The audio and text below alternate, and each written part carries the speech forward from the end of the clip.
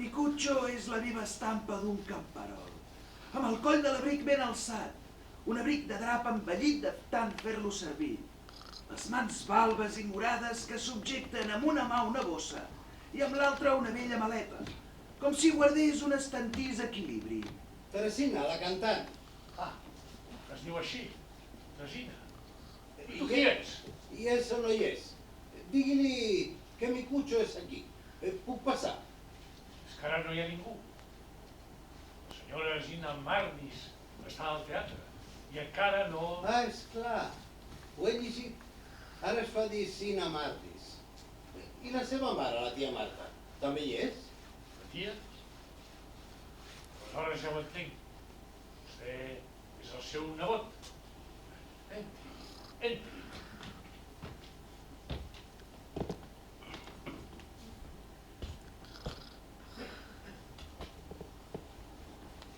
Com pot veure, no hi ha ningú. La seva tia també ha anat al teatre i no en tornaran fins a mitjanit.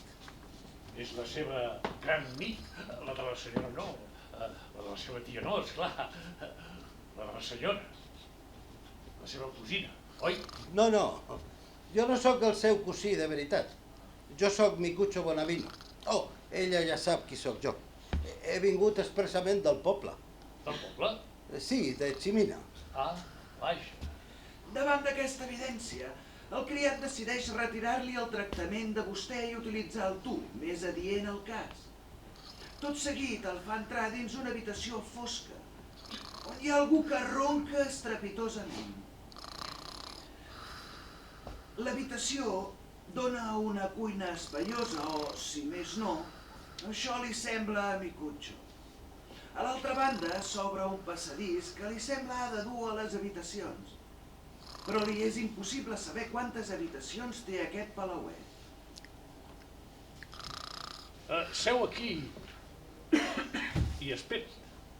Micuccio, de primer, vol saber d'on provenen aquells roncs, però no distingeix res ni ningú.